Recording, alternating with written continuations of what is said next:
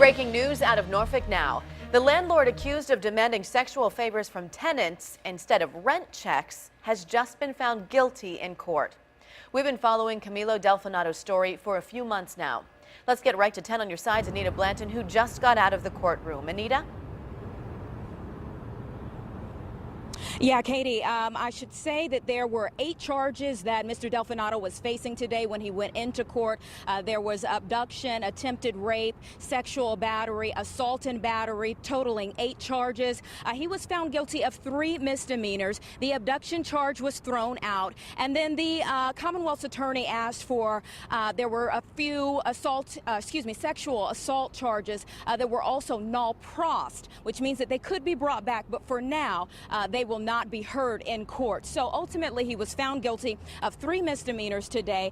That's sexual battery and assault and battery. And that totals 2.5 years in jail and $6,000 worth of fines. He was let out in handcuffs and was taken back to jail. If you have been following us as we have been talking about this case since May, you'll note that the last time we were here at the courthouse, he bonded out. So he has been out of jail for the last couple of months leading up to today and was taken back. Now, his attorney has appealed the decision today, so that will come up at a later date. We're not finished with this case by far. And also, I should say that the judge certified a felony attempted rape charge. So that will go forward to a grand jury on September 3rd. So again, still more to come on this case, but let me walk you through what happened today. There were 3 young women who came forward with their allegations of what took place between them and Mr. Delfinato. 2 of them rented from him over the last 2 years, and the third was just looking for a place to stay. Now, she says that when she was looking for a place to stay,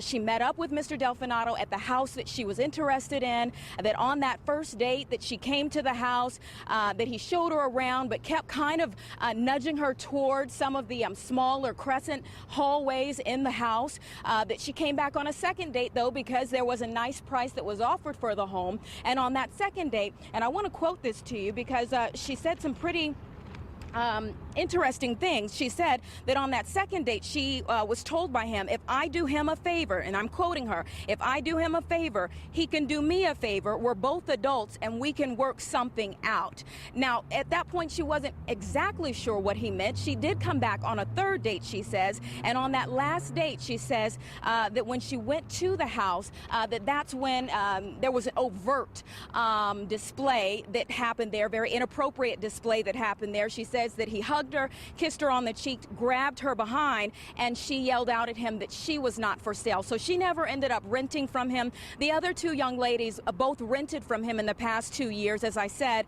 The first that went forward today in court was the first that we talked to back in May. She was the young lady who captured things, captured some very inappropriate moments on her cell phone camera. And she says that on that particular date, it was May 16th, I believe, that when Mr. Delfinato came into her house, that he pushed her into a bathroom, made very inappropriate gestures, a lot of inappropriate comments, then led her out by her arm into her kitchen, where a couple of other things happened there before he left out of her home. Now, the third young woman who spoke today also had a very similar story.